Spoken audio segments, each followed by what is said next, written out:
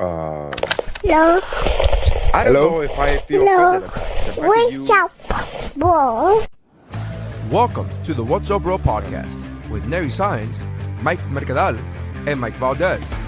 We talk movies, sports, pop culture, and it's funny, bro. The way Harvey Dent didn't realize it was a Joker, and the Joker took his mask, his little surgical mask off. Like, it's like he has the face painting. He has the face paint, but he has a surgical mask on. And the moment he takes the surgical mask on, he's like, wait a minute, you're the Joker? And it's like, wait, what? You couldn't tell it was the Joker because of the surgery. And that one little reel or TikTok ruined their... I can never take it seriously anymore. Welcome to the party, pal!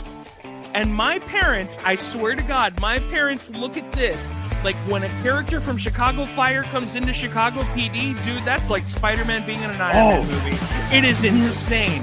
So you're telling me there's a chance? Yeah! I'm just glad I like vanilla boring sex like this. I'm glad that the sex I enjoy won't get me killed. I want my money's worth. Come on. That's how winning is done. Hey, I'm Dave Chappelle, and this is What's Up, Bro.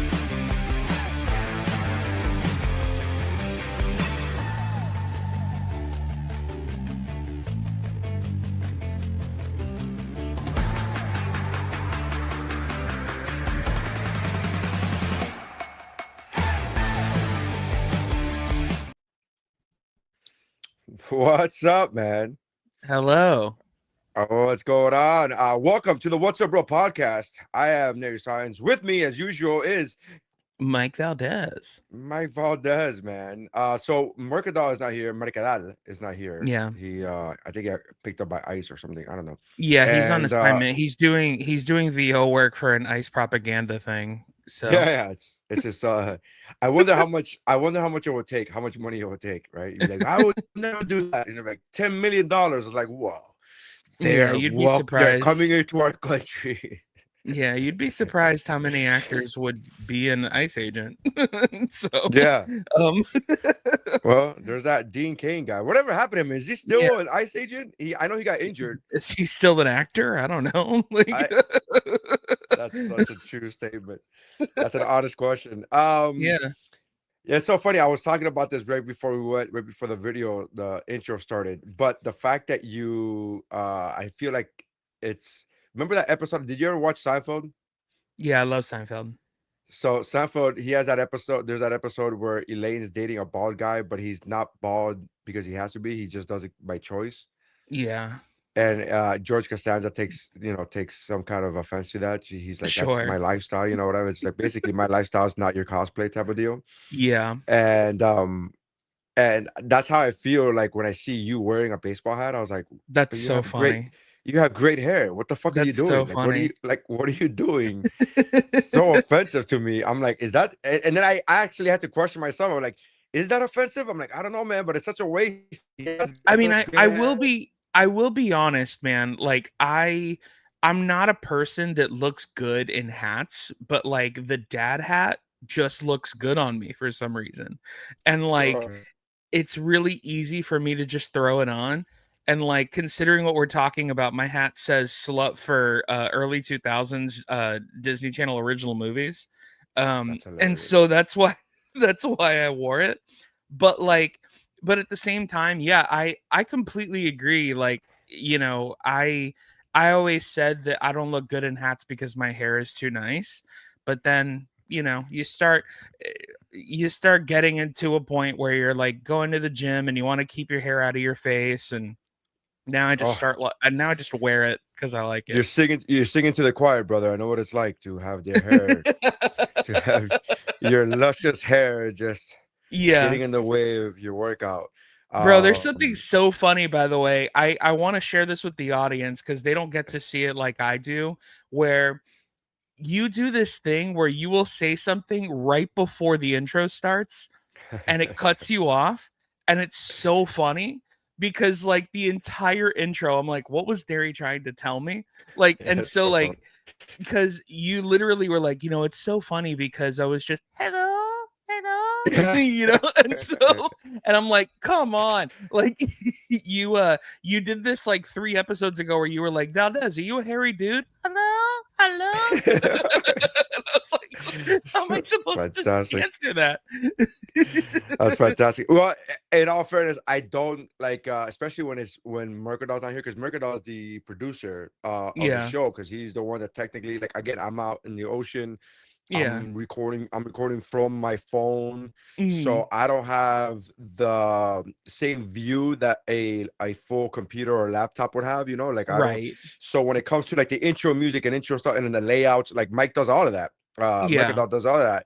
So I never know, like I thought I was just gonna press record or like go live on a StreamYard and it was gonna go live.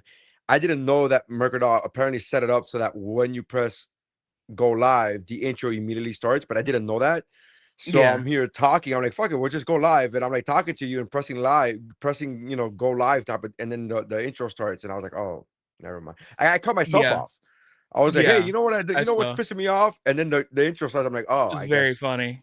It's just very funny. At this point, I just see it. At this point, regardless of whether you see it as this or not, I just think it's a bit that you do now. Like where it's just like right before we start, I'm just gonna ask a question that makes everybody think for the entire intro. Yeah. Like, what did he say? Like, so you ever had a finger up your ass? Hello, hello. That's gonna be the new thing now. That's gonna be the new thing now. Great. Try to come up with a question right before we press record. That's great. Listen, so Merc's doing his thing. He's out on assignment. He's got gigs and shit, which is always which is great. Always a good problem to have. But I wanted to talk about a couple things. First of all, I finally saw the Odyssey. I was finally able to see the Odyssey. Bro, welcome to the party, pal. I know, great. Man. But the reason why it took me so long to watch it is because I would like to say that, it came out the day that I was traveling to Europe and I was in Europe for 2 weeks and it wasn't released in Europe. But to be honest with you, man, the fact that they got Lupita Nyong'o to play, you know, Helen of Troy, I was just like, I guess, you know, I don't want to. Really? That's the face that launched 1,000 ships? Yeah, I get it. Maybe 500. Am I right? Yeah, yeah. It's so funny to me. As we do these ridiculous satire comments every once in a while, I was talking about this with my friend Missy the other day. Like I said some stupid, again, purely satirical shit comment about like women's bodies or whatever the fuck, and I was like, you know, because women can't be in control of their own body, and it was just like ridiculous. And it was a private conversation with me and her, and it was just to get a rise out of her. We were all laughing, and then I talked about how we do that on the podcast every once in a while, and I was like, you know what the funny thing is, when we do that, when we like right now, I just did the whole thing about Lupita Nyong'o, and I was like, the funny thing is that as we're doing that as satire, completely mocking these people that think this way, but there are actual people that think this way. Yeah, and it's fucking wild to me. Like that makes me laugh because I'm like, can you believe being that stupid? Like I couldn't even imagine, dude. I can't even imagine my dick being that small to like really give a fuck about any of this. Like, oh my god, this is crazy.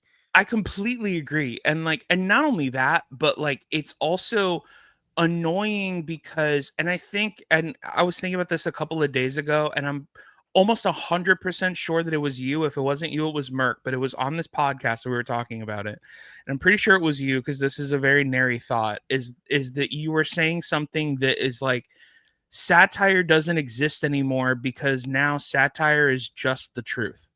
Yes, yeah. And it's hard to be satirical when the truth is more ridiculous than what we creatives would think of satire. Exactly. Right? Like it's such a weird thing. The writers of Veep, I remember Julia Louis-Dreyfus, the last season of Veep, when she accepted her however many Emmy wins. You know, so she literally was going up there and she was talking and she was making fun of whatever. She was doing a satirical bit of like her accepting the award as vice president, you know. Right. And she literally had to stop herself and she was like, it's getting harder and harder to be satire, to have satire because of the current state of events where we're like, oh, this is Like any writer would be writing this, be like, can you imagine if the president said, "Grab him by the pussy"? Like, oh no, wait, that Right, really right, did right, happen. That's like such a right. fucking wild. But I just think it's wild that as we do these Could you imagine if the absurd, president didn't understand Spider-Man? okay, And like, I what in the just world? I laughed. I actually laughed out loud because I was like, there are people that really believe this shit. Like I couldn't imagine as I'm watching the Odyssey, it didn't not one time. Not one time. And I love the line where he goes, "Oh, the face that launched 1,000 ships," and then he like turned her face and she has scars, and he's like, Yeah, or maybe 500. I yeah, thought that was such a well-placed line. That was such a well thing. And then that was the only time that I even for half a second thought like, oh, that's cool. That's a cool line, right? And then I thought, yeah, oh, would like it's like after the movie is when I thought of it. I was like, I wonder if those people who were really upset that about that casting, which again, why would you be upset about that casting is fucking beyond me. But right. if you were upset about that casting, I wonder if they enjoyed that line. I wonder if they were like, "Yeah, this fucking 500, you know." And it's just like, Yeah. it's so fucking ridiculous. Like I can't even imagine Ultimately, being that upset about the casting, about any of it. Like, oh Jesus Christ! Like it's I kind of wasn't. like how you know, Chappelle, who famously does the intro to this podcast, and Of course, was every week. was talking about how when he was doing the show, there were people that loved the sketches and laughed at the sketches, but then he started noticing that people were laughing at the sketches in the wrong way. Right. And Yeah. that's kind of reminds me of that, where it's like, oh, like I don't think you understand what this is trying to say. Yeah. It's like it's almost like to equate it to a filmmaker that we both love, Scorsese. Like when people watch Goodfellas or Wolf of Wall Street and go, "I want to be that guy," and it's like you're not supposed to want to be that guy. Yeah. Yeah. You know? You're not watching the rest of the movie. You're only watching a Yeah, certain half of that. You know, it's like those people that watch Back to the Future too, but they only quote you the parts of the future. And you're like, they only talk about the hoverboard. And you yeah, go, yeah, did you watch the rest of the movie? Because the yeah. rest That of the you, movie really it's like like super dark. Yeah, yeah, it's super dark, and people are like, "Oh man, I would love to be able to get an almanac and go back in time." I'm like, "Did you not watch what yeah, happens? Did you not yeah. see what happens? Like you guys are only focusing on that." Scorsese's a master at that, and he's done that with a couple of movies where he'll show you like all the fun that's being had when these Mhm. crimes are being broken, but then he shows you what happens when you do that for a certain amount of time, and it's like, "Oh, this is a sad life." And I it's so funny how you mentioned that, but I just like I remember when they casted Robert Pattinson for as Batman. I was not thrilled with the casting because I just could not see him as anything other than Twilight guy. Sure. But I wasn't about to go on this campaign of like, let's fucking, let's not watch this movie. And I'm like, and I Of just thought course. Give people a oh, shot. yeah, I was like, oh, that's a strange casting. I'm like, that's weird. I hope he does a good job, is what Of I course. remember saying. Like, I hope he Of does a good course. job, but I mean, I wouldn't have casted him, but hey, what the fuck do I know? And People in said the all same fairness, thing about Heath, dude. People said the same thing about Heath Ledger. it's so funny. I don't remember what I thought when I heard about Heath because I think I this I was a remember it time. being very, very much because like the biggest thing he had done was 10 Things I Hate About You and A Knight's Tale. And Yeah, so a lot of nerds were like, he's gonna be the Joker. Like, the Joker should be whatever. Like, I don't yeah. know. I don't remember my reaction because I remember because I believe, if I'm not mistaken, and again, this is hard to now because everything blurs together, but Of course. I remember, I think the first time I saw or heard of Heath Ledger as a Joker was already at the trailer. When I Okay. was like, Got oh, it. so I already saw something, you know what I mean? Like I don't remember hearing the news beforehand, but then again, I try.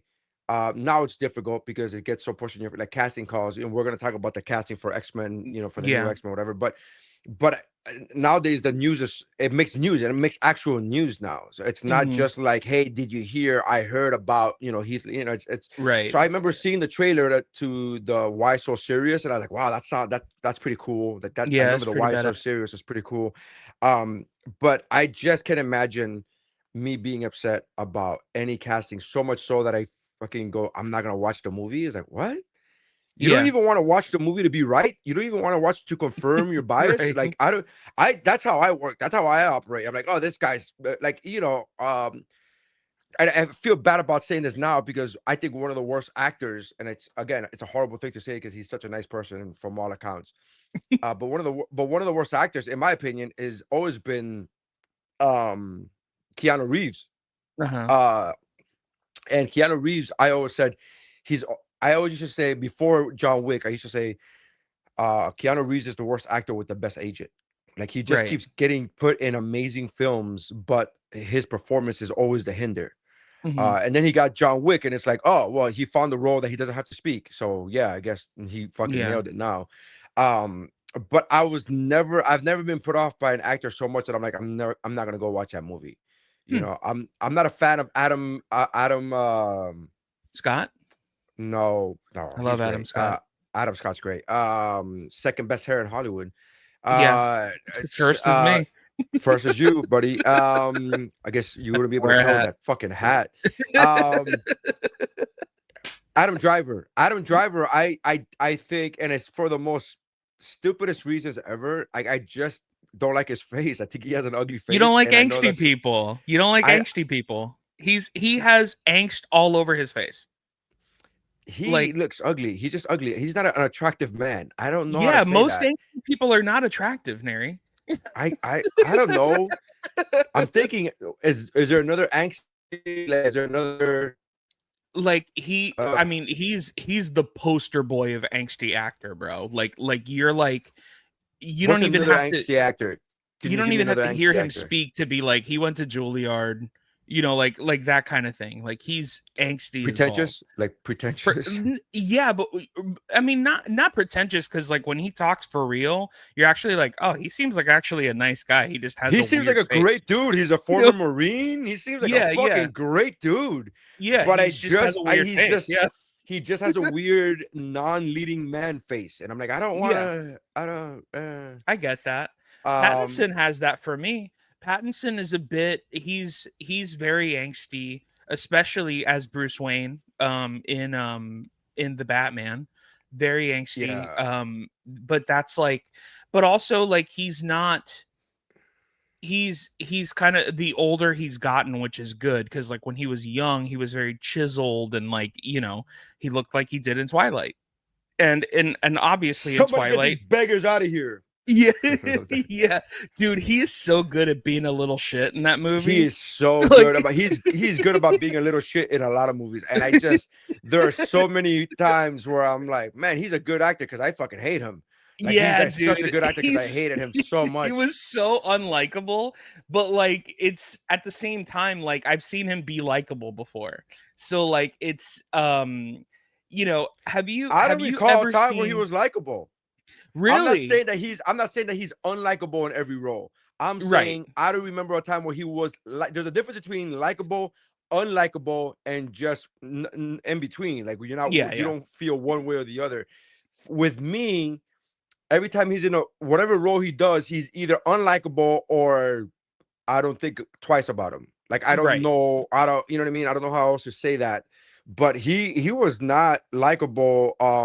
I think he was fine, and he was in that one movie, that one Harry Potter movie where he was, you know, whatever. I was like, wasn't, he wasn't unlikable, but he wasn't like, oh man, he looked. I was like, I didn't care about one way or the other with him. Yeah, to be fair, I don't think anybody else did either until Twilight came out, and then they were like, oh, that's the guy. And then now everyone cares that he dies in that movie, and like, which spoiler alert for a book that you haven't read. It's so funny. My wife is a huge Harry Potter fan, right? And it took me a long time. I mean, well after the movies were done, because I remember watching the first couple movies, and I was like, I remember liking Chamber of Secrets. That's the first one, right? Chamber of Secrets is the first one. No, Sorcerer's Stone. It's the first Sorcerer's one. Stone. So Sorcerer's Stone was the first one. I liked that one.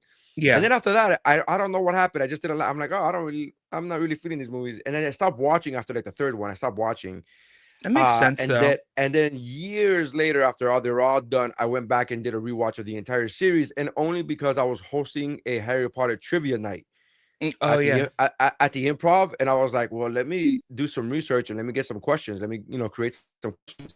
So I did the whole rewatch, and it was really good, but it took me a while to get there. But I remember thinking to myself, I feel like when Pattinson died in Harry Potter, I was like, that's all you see. Like I don't know what I expected, but I was like, his glow left. Like that's it. You can tell that's how he died, because his glow left, and I'm like, that's not.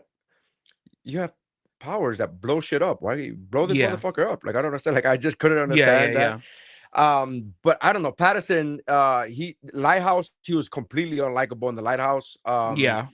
He was unlikable in the Odyssey. Man, the Odyssey is such a good fucking movie. Fuck, man. Have you seen Good Time?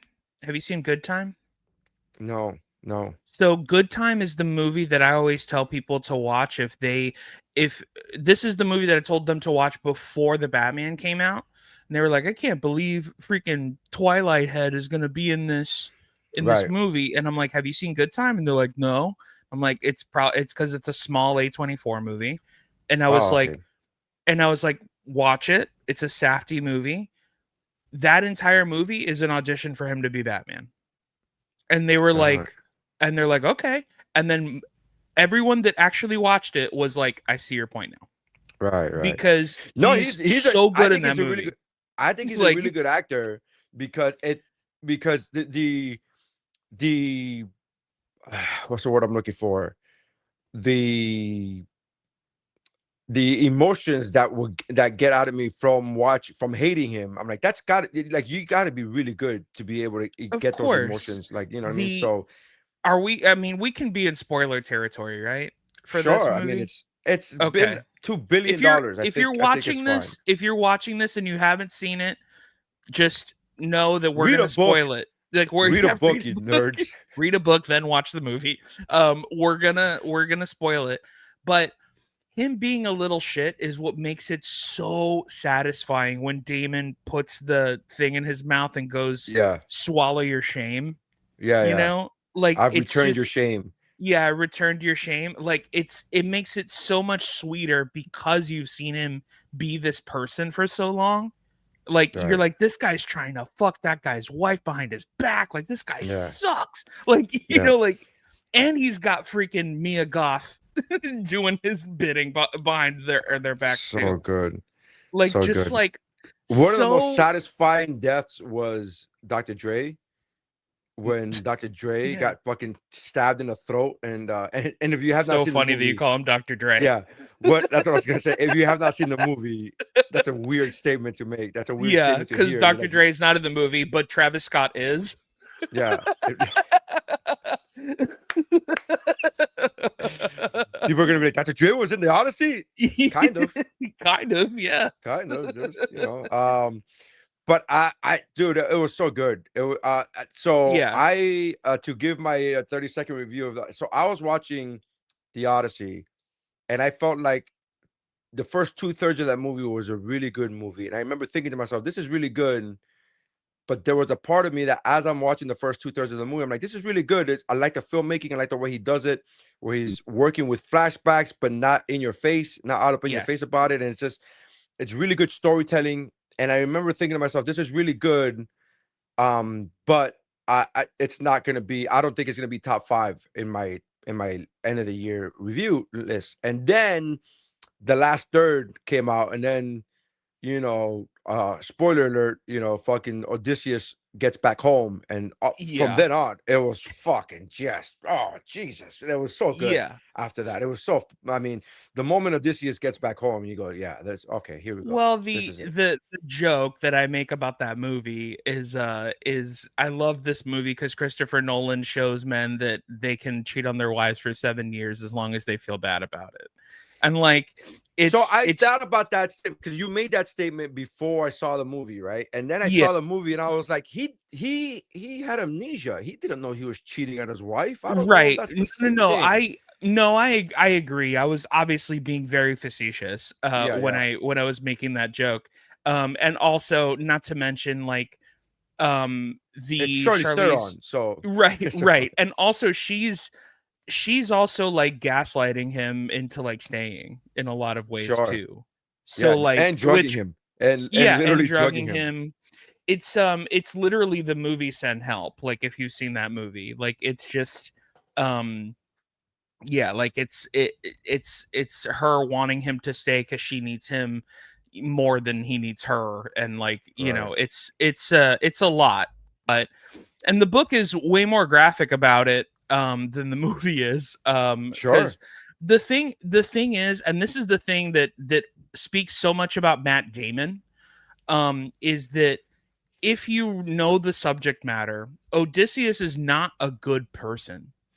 And he's not supposed to be likable, but Matt Damon is so likable that you're like, I mean, I get it.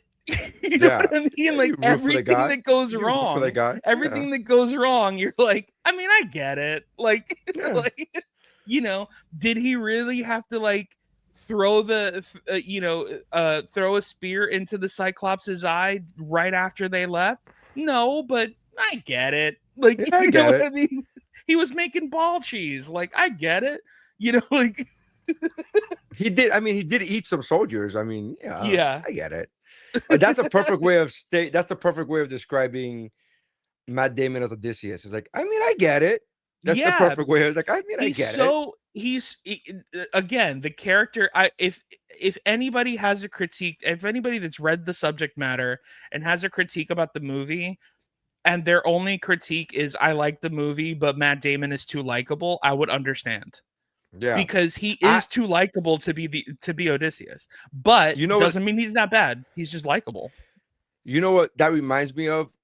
Years after I saw the movie, I started one of the movies that I enjoyed more after the first time I saw it than the first time I saw it was The Hateful Eight. I rewatched that movie a few times a couple years after it came out in theaters, because I saw it in theaters and I saw it in 70mm IMAX. Oh wow. And I thought it was I remember liking the movie when I first saw it in theaters on the first viewing, but I remember being kind of disappointed because it wasn't what I was expecting, just because I don't know what I was expecting, but I was just like, there's a lot of talking. Wasn't enough domestic violence in it for you? In my mind, I was like, I remember saying there's a lot of talking. There's a lot of talking in this fucking movie. There isn't enough. Stop talking, hit more women. Like hit more.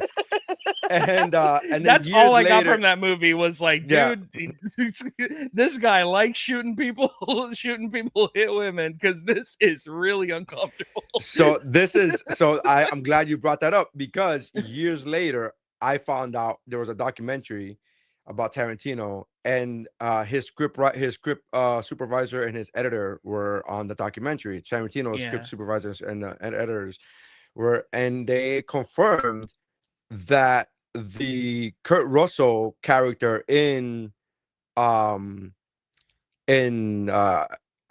Eight was based off of Harvey Weinstein. That was supposed to be Harvey Weinstein. Wow. And they said that's how likable Kurt Russell was.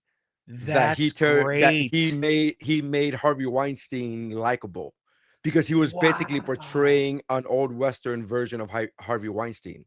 Like, that is that's how Tarantino now that you wrote say it. Now that you say it, the Rubik's Cube is like perfectly going into my head, where it makes so much sense now. Well, it's so funny because as I'm setting this topic up, you're like, all I got from him is that he liked hitting women. I'm like, funny you should mention that. Yeah, because actually the guy, because actually really the guy we're talking about, it loves doing that. So like that, I was like, oh my gosh, that's so now I like, it's so funny where it's like, did I just realize that Tarantino's a great writer? Like as I was doing the Rubik's, I mean, I always knew he was. Like I one of my favorite little like interview stories that I ever did on Childlike was I did an interview with Drew McWeeny, who's a screenwriter and a film critic and writes for so many different publications, and he used to work at this Blockbuster in LA just because he loved movies so much, and the store that he worked at was where all like the Hollywood elite would shop. And he got he was given the script. So an actor came in, and this was the actor, I forget his name, but he ended up being in the movie. And he was like and he was like, "Hey, I'm reading the script." And he made friends with all these people, and he was like, "I'm reading this script, and it's really cool, but like I don't know if I should do it." He's like, "Do you want to read it?" And they were like, "Yeah." And this was back in the day where you didn't email things, so like he just Sure. gave Drew the script. He was like, "I'll come and pick it up, in a couple of days when I bring back the movies." And he goes, "Yeah, sure." And the script was for Pulp Fiction. It's hilarious. And and he read this, and he goes to the actor, he goes, "You have to do this." Like he was like, "This is who's the gentleman?" It's the guy that famously got cut from Back to the Future. What's the actor's name? Stoltz, Eric Stoltz. Eric Stoltz. That's who it was. Yeah, Because the guy he put the adrenaline. the adrenaline into Uma Thurman, and he was thinking like, I don't know if I should do this, like I don't know if this is right for me or whatever. And he was like, "You have to do this." And it's so funny because that movie ended up being the movie that reinvented so many actors. Of course, Like it reinvented Travolta, it reinvented Bruce Willis. Like it was like such a, for people that were already famous, it catapulted them into another stratosphere, So like, I mean, that movie's, I still think that movie is like, to be fair, it did come out the same year as Shawshank. And it's hard to say that it should have won the Oscar, but like it was a good year for movies. I think it was 94. Great year for movie. It was a great year for movies. Like just like there were too many great movies that year, but like Pulp Fiction not winning even the screenplay Oscar is like criminal. But the conversation about those like Oscar this year, that year, whatever, and I think to myself, like, I know people shit on the movie Crash, that won best movie. Yeah. Right? I like the movie Crash. I don't understand why people hated it. I don't get why people hated it. I thought it was great. I will acknowledge I haven't seen that movie since basically it came out, like maybe 2 years after it came out. I rewatched it, but I think that's the argument, though. The argument is that it's a very one and done movie. But to be fair, I think that award year where Crash got the Oscar was the year that the Oscars started becoming what was the best movie, and 9 times out of 10, if not 10 times out of 10, they've all been movies that people have only seen once. Like it's very one and done. I guess, and like I know I was listening to a podcast recently where they were talking about some like, I can't believe this didn't win. I can't believe that year. And then Crash always comes up in those conversations. And then the other one that comes up is Dances with Wolves. And I'm like, Dances with Wolves is a fucking great movie. Like, like, I don't understand. And I get it. It's a long movie. It's a slow paced movie. I get that. But I'm like, it's a really fucking good movie. So you want to hear some tea? You want to hear some tea? There are a lot of actresses that I know, and it's specifically women. That's why I'm saying actresses that I know that fully believe that Marissa Tomei got the Oscar for My Cousin Vinny because it was rigged. And I fully do not believe that. Like I'm like, she was that really good in that movie. I mean, I fully do not believe that. I'm like, you just don't want to admit that she was amazing. Like she was really good in that movie. And I watch My Cousin Vinny probably once a year, and I'm like, she's really good in that movie. And here's the other part, and I'm completely biased because as a comedian, anytime that a comedy wins any kind of real award, any kind of serious award, I'm like, I'm always in favor of that. Mm-hmm. So I'm never gonna shit on My Cousin Vinny for having an Academy Award winner in that movie. But I really like again, there are some times where I get it. There are some times where you go, that movie did not win the Oscar, but then you look at the competition, you're like, yeah, I kind of get it. Like the fact that Training Day didn't win, like it's like, oh, did it again? You look at the competition that year and you go, oh, okay. I don't know, man, but the Odyssey was fantastic. I thought it was great. I was so happy with it, so enthused with it. I do want to ask you this, and then we'll move on to the big news that we have about D23 and the castings for the X-Men and all that stuff. But what did you think about Samantha Morton as Cersei? Samantha as Cersei? Yeah, so the woman that turns all the men into pigs. Yeah, so I I like the fact that you called her Cersei. I was like, wait, That's no, her name. no, I know, but I immediately thought of Game of Thrones. Like Yeah, I get yeah. what you're saying, but when you said Cersei, I was like, so I thought she did great. That whole scene was super uncomfortable to me Of course. because It's supposed to be. as we talked about on this episode on a previous episode, I don't like body horror. Yeah. And the fact that you guys both heard me say I don't like body horror an episode ago, and you guys go, yeah, you guys, and both of you were like, you should go watch The Odyssey and like not Yeah. blink an eyelash. And I'm like, and as this scene is happening, I was like, these motherfuckers set me up. This mother, Yeah. it was very uncomfortable watching that. Listen, bro, But I'm gonna say what I should have said when I was talking about Primate. Stop being a bitch. stop being a bitch. It's just a Stop. weird, Like, but like, it wasn't the pig scene wasn't as bad as Primate. But yeah, I get what you're saying. Yeah, yeah. But bro, it was like, uncomfortable. just so you know, I teased this a couple episodes ago, but Nolan has only directed 2 movies and 2 performances where after the scene was done, when he called cut, the entire crew went into applause. And one of them was the pencil scene from The Dark Knight with Heath, because that was the first time anybody saw Heath do the Joker. And Samantha Morton when she was playing Cersei, doing the monologue to Matt Damon. Interesting. Like, which is like, I mean, just her talking without even like turning them into pigs or whatever. It was already eerie, you know. Plus, Ludwig Göransson with the score and like just the tenseness of it all, and like just I it's funny because you were like, that made me real uncomfortable, and it's like, that's what it's supposed to do. Yeah, like absolutely. It was supposed to make you uncomfortable. It's supposed to make me feel uncomfortable. John, yeah, that's the reason why I don't like. That's the reason why, as much as I'm not a horror movie guy, I don't say things like I don't say things like, oh, horror movies suck, right? Right. Because the reason they don't suck is because they elicit the reaction they're going for. I just don't like that reaction. I don't like feeling uncomfortable. I don't like feeling scared.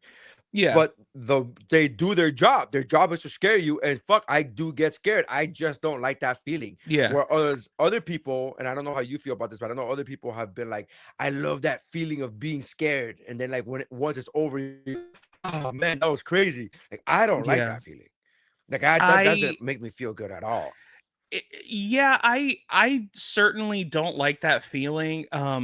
But what it is, I think what it is for me ultimately, which like this is such a Mike Valdez way of answering something, but like I look at everything like, what is the performance?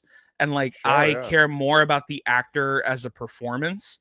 And like, you know, the thing is, like, some of the best acting performances I've seen in the past 10 years are mostly in horror movies. You know, but shout out to Hereditary. Yeah, Hereditary, you know, The Substance, like just so many great movies, Obsession, you know, great performances. And that's mostly what I care for more than anything. But yeah, I can't say that I like feeling scared, because I don't. Some people scary. like the feeling, but some people enjoy getting scared because of after they feel like they know that they're safe. They're like, oh, that was scary. The release. So that release of it. So that's the way they've explained it to me, and I'm just like, I don't fucking like it. I don't like it. I mean, it's genuinely the same thing as comedy, because it is tension and release. So like you're setting up. That's why so many great directors of horror are comedians, because they understand how to build tension and release it. You know, and so like that's, you know, Jordan Peele and like the Matt Johnson and like these guys from Whitest Kids You Know, and you know, doing this and the guy from The Ice Cream Man. Yeah, right. The AI guy from The Ice Cream Man. Yeah, man, this guy fell off hard, huh? Right. It's crazy, dude. It's crazy. I did. So I'll be honest with you. I had him confused because he was in Inglourious Bastards, right? Yes, he was. Who was it that we're talking about? What's his name? Eli Roth. Eli Roth. So Eli Roth was is a director, is a horror movie director, and he is in a lot of shit because he just released a movie a couple weeks ago called The Ice Cream Man, and it's a bunch of AI slop. And even from what the reviews say, from what people are saying, even if you remove the AI slop, it's just not a well-written movie. It's a really poorly written movie, which is another thing that people are accusing him of using ChatGPT to write this movie because it's just so incoherent and just doesn't make any sense. Right. And it's not well, or just not that it doesn't make sense, but that it's not good. That's what the critique is. I have not seen the movie, and it's a horror movie, so chances are I won't see it. But so Eli Roth, and they're like, oh, he was a guy from Inglourious Bastards, and man, let me just tell you something. I felt like such a dupe because it wasn't until these reviews of The Ice Cream Man and the reviews of Eli Roth that I realized that the guy in Inglourious Bastards is not Zachary from Heroes.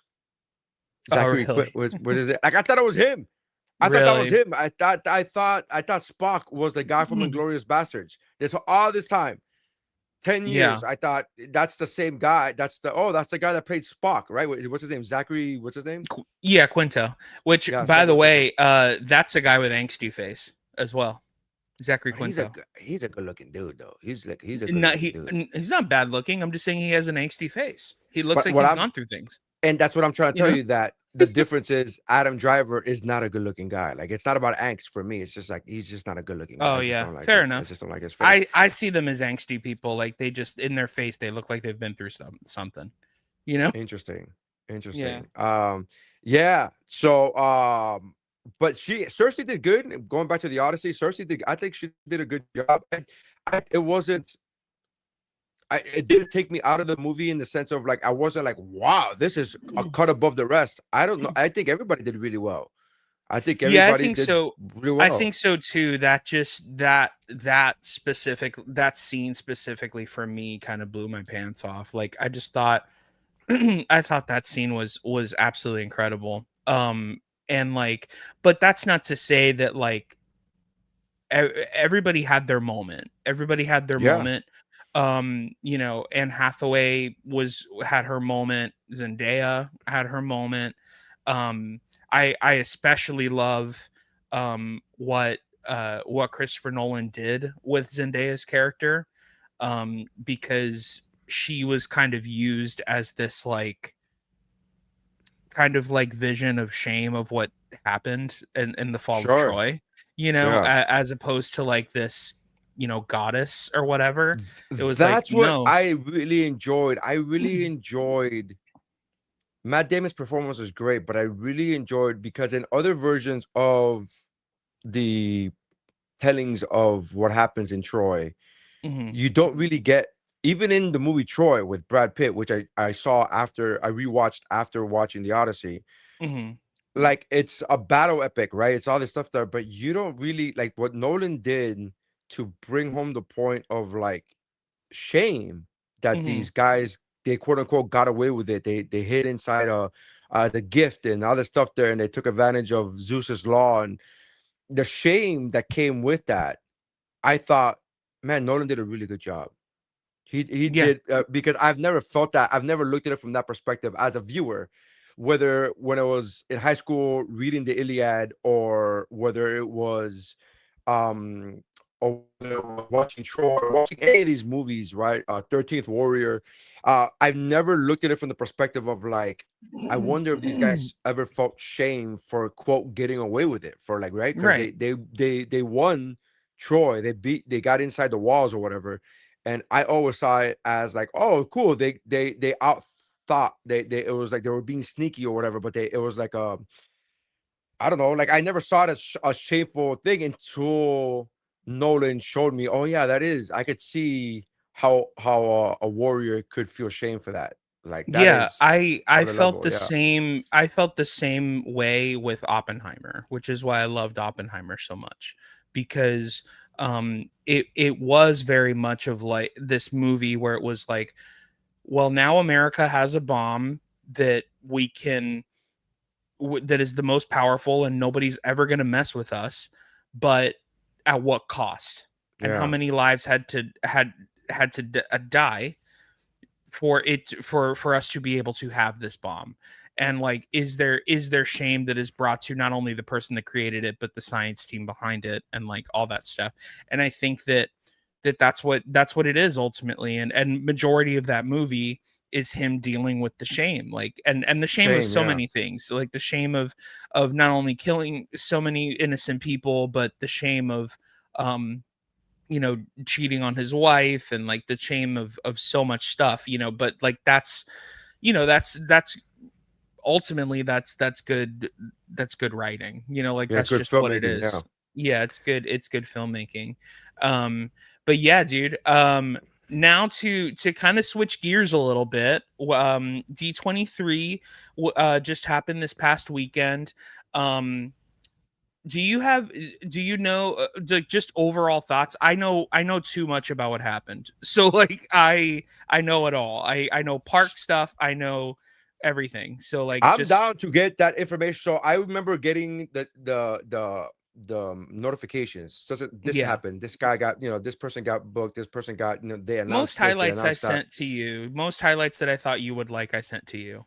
Yeah, and I remember there was one post that I saw that made me laugh out loud, which doesn't happen often. But I love the fact that like on Sunday of D23, there's somebody made a post that said these D23 announcements could have been an email. And 100%. that fucking made me cackle so much, because I was like, 100%. as somebody who worked in corporate America in the past, that was my whole. I'm like, this meeting could have been a fucking email. But yeah, I agree. Like, it's exciting, I guess. And I think this goes back to what Mercadal was talking about before with the news from Comic-Con. He's like, it didn't feel like a big year this year for Comic-Con. And I disagreed. I thought it was a year. But I think it's because now D23 is its own thing, and there's such a big Disney's such a big company with Marvel and all these Star properties Wars that they Star Wars, that they purposely hold back all these announcements for D23. And I'm like, oh, that does make sense, I guess. It's also D23 is also every other year, so like that's why it's like a bit more like we're gonna make our big splash at D23 as opposed to, doesn't mean we won't give you some Marvel stuff, but sure. So what was the announcement? What was let's start with theme parks, because you and I both enjoy theme parks. Yes. What was the theme park announcement? Think first of all, this is the big reason why people were like, this should have been an email, because D23 tends to forget that the people that go to D23 are Disney nerds, meaning like Disney adults, like people that go to the theme park, people that spend. I mean, I watched a video where all this guy did was ask people how much they spent on merch. And if it was like, there wasn't a single person who spent less than $3,000. Yeah. You know what I mean? Yeah. Like, I mean, it's like, these are the people that are ride or die Disney people. And the biggest news, it was, I wanted to talk to you about this. Do you have any idea what I mean when I talk about theme park culture having the here damification? I don't know what that here damification. Here damification, which means it's when a theme park nerd or just a nerd in general wants a company to do something, and then a company will shittily do something, and it's almost as if they're going, here, damn. You know what I mean? You fucking happy? Take it. Shut up. Yeah. Already. Like, shut up already. Okay. Because all the fans are like, where are the Muppets? Where are the Muppets? Don't take away the Muppets. Why'd you take away the Muppets? Where are the Muppets? And they're like, we put them in Rock and Roller Coaster. Here, damn. Like, just you know what I mean? It's that's not exactly what we wanted, but I guess. Yeah. I guess, yeah. So like it's kind of like, you gave me what I asked for, but I didn't ask for specific enough. I wasn't specific enough about what I asked for. And basically the entire Horizons D23 event, which is the big ticket event, like they sold out the Honda Center to talk about theme park rides, which is insane, right? And it was 2 hours of Neil Patrick Harris singing and dancing, and maybe 45 minutes of announcements, and the 45 minutes of announcements were like, we're bringing the Yeti back to Everest. People are like, okay. You know, like Okay. they're like, that Villains Land everybody's talking about, and everybody's like, oh my god, they're doing it, what are they gonna call it? They're like, it's called Villains Land. And we're like, what? Like, we couldn't come to an agreement, so we're gonna call it Villains Land. You know, like, that's a creative that's a meeting where people would just like they would not relent. They were like, no, we could call it this, we could call it that, we could call it this, and then like Villains Land it is. So fucking dumb. I mean, it's just like, I mean, all it was like, I mean, of course this stuff is cool, and like they could have called it the Elephant Graveyard. Bro, that would be so sick, actually. Oh my god, yeah, that would be so sick. Yeah, we don't go there in that shaded area, in that shadowy area. So some of the coolest stuff is like a big thing that was big for me was they already broke ground, and they're it's going to be released, I believe, in 2027. The Iron Man ride in Avengers Campus in Hollywood.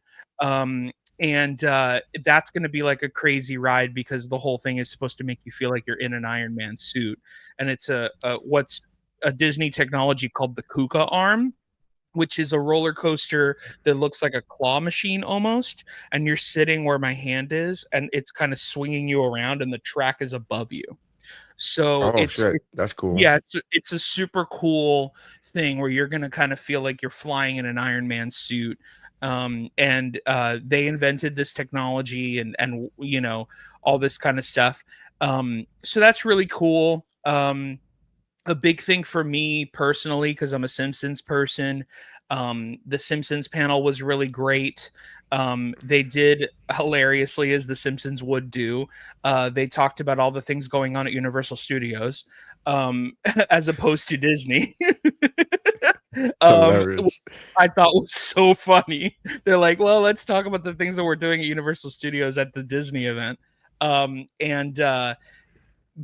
So Universal is they're ending the rights to The Simpsons in 2027, and if which is insane.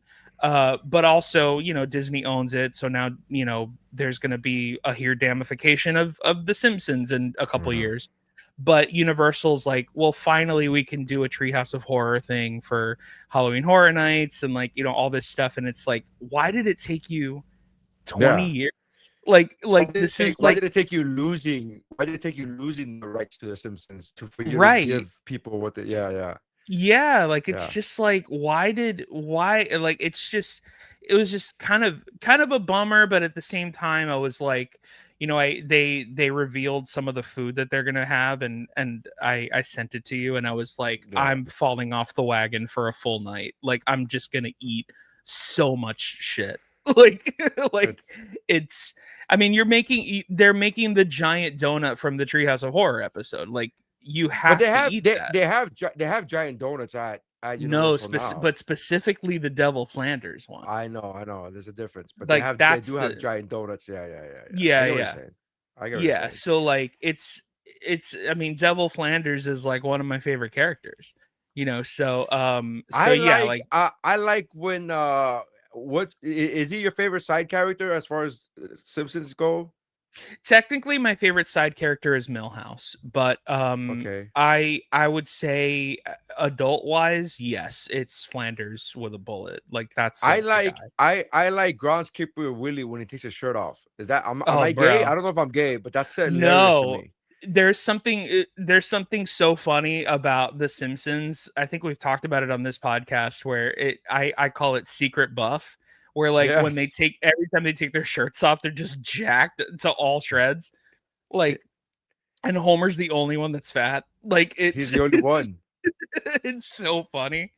Like, I love that scene where Homer's secretly been working out. He's like, go ahead, try to grab some fat, and then grabbing like his midsection. He's like, no, my arms, just my arms. Yeah.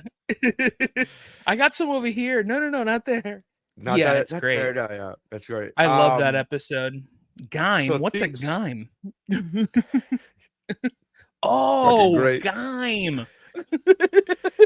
So funny. He's in the gym Uh working out and he's like, oh, a gime. so yeah, that made me laugh so hard because when I was a kid, I remember one of my vocabulary words was gym, Yeah. GYM, and I remember studying that week. It was like one of those things where like that week I wanted to be a good student, so that week I was studying very hard for my vocabulary words, and I Yeah. remember having people ask me like, okay, ask me, quiz me on these vocabulary words, and gym was never explained to me that it was pronounced Jim. And the only Yeah. reason I spelled it right is because it was the last one that I didn't know. So Okay. if there was 10 words and all the other 9 I knew, and they're like Jim, and I'm like Jim, and I was like, oh, Yeah. they must mean GYM. Is that how you pronounce it? Like but I was in 5th grade, and The Simpsons Mhm. made it funny because it's a fucking grown ass adult that doesn't know what fucking Jim how It's Jim is very pronounced. It's funny. hilarious. That's very. Do you have Simpsons quotes that you just like? That it's like a sleeper agent, or like something somebody says something and you just can't help it, and you just The like, one I do all the time for 20 plus years yeah, is if somebody lights up a cigarette around me, I ordered a Zima, not emphysema. yes, That's yes. the fucking I love 20 that joke. 20 plus years where Yes, I have done that joke out loud, and I'll just say like I ordered Zima, not an not emphysema. emphysema. And there Yeah, was only one time that somebody out in the wild looked at me and goes, Simpsons, yeah, nice. Like they yeah, fucking got it. I'm like, good. Like, but I yeah, just throw that line out there, and it's like it's never caught anything but one fucking dude. One yeah, dude caught it in the wild, and everybody else just goes on and yeah. I mean, I think a big one for me, which because it's rare that I hear these words, but when anyone says the word dental plan, I have to say Lisa needs braces. oh, it's so funny. Yeah. Somebody It's a goes, good yeah, one. dental plan, and just go, Lisa needs braces, and they're like, Yeah. what? I always The say other one, purple is a fruit as well. Purple is a fruit. I say that a purple is lot. a fruit. The one I do all the time is when I'm eating, especially I've done it throughout my life, but especially recently with my, trying to lose weight and getting in shape and whatever, is when I talk about protein, I'll Mhm. go, all right, like there's one magical animal that Yeah. has all of these, and that I do that reference, and usually people don't get what the fuck I'm talking about. Yeah. I'm like pork chops, bacon, ham, and I'm like, oh, like there's one magical animal that has all of these delicious parts. Yeah, there's that's so good. Yeah, there was one I did it at dinner with my family a couple of days ago. They were having sushi and I was just like, and I just go, wow, I can't believe I ate the whole thing. And they were like, what are you Oh, that's so talking good. about? And I was like, that's Homer Simpson's yearbook quote. Yeah. Can't believe Is I I ate the whole can't thing. believe I ate the whole thing. It's so funny. Dude, I was thinking about this last night. I go, one of my favorite Simpsons lines ever in the history of ever is a line that is told that Marge says, which is like hilarious because whenever you think of like what's the funniest thing you've ever seen on The Simpsons, it's Yeah. never a Bart line. It's never, for me at least, it's never a Bart line. It's never a Homer line because they're always making you laugh. But like the thing that's like, wow, that is an amazing line is is Marge at one point it's like right after Homer comes home after he had Grandpa Simpson's like juice that gives you a boner and the elixir, the magical elixir, Oh, and right. and she's like cross-eyed, having a great moment, because here's the thing that nobody talks about. Marge is horny. Like Marge is a horny person and nobody Yeah. talks about it. And I think it took me a long time to realize that the joke is that she's a hot woman that is always horny and Homer doesn't want to do anything about it because So like I know you sent me that message the other day about that, and I never understood. I when you sent it, I was like, I thought Homer liked to fuck. Like I thought he will. I never got that feeling from him that he doesn't want to fuck. I just thought it feels like Marge wants to more, to be completely honest. Yeah, and so they're both like so satisfied after this elixir thing. And he gets up and he goes, "Where are my pants?" And she goes, "You threw them out the window in a fit of passion. You said you'd never need them ever again." It's such a good line. That's the smartest line. Like, I'll never need them again. You said I'll never, like, that's such a dude thing to say when you're horny.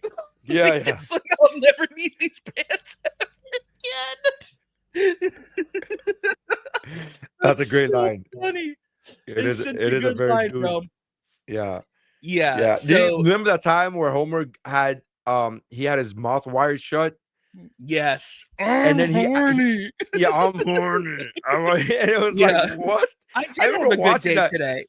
I remember watching that going like, I was like, can they get away with this? Yeah. That was a good time, man. Yeah, they did get away with a lot of stuff. I never thought of Homer as, you know, like when you watch Married with Children, you go, Al doesn't want to have sex. Right. Al just doesn't want to have sex. I never got that from Homer. And when you said it, I was like, is that a thing? But again, I don't claim to watch every episode, every season. So I don't know. Yeah. I'm like, is that a thing now? I don't know if that was ever, I never caught that, is what I'm saying. I don't know if it's as blatantly obvious as it is with Married with Children, because like Married with Children is just a way more sexualized show than The Simpsons. Sure. But you know, which they don't really talk too much about sex on The Simpsons, but when they do, it is very much that, where it's just like, oh, like Marge is like insatiably horny, and Homer is like, yeah, like I'm fine with it, you know, which is like, I mean, it's the same. I mean, Family Guy borrowed it as well. Like, it's, you know, Lois is this like beautiful, you know, woman that's like super horny all the time, and Peter is like, yeah, I mean, you know, I get jealous because my son's penis is bigger than mine.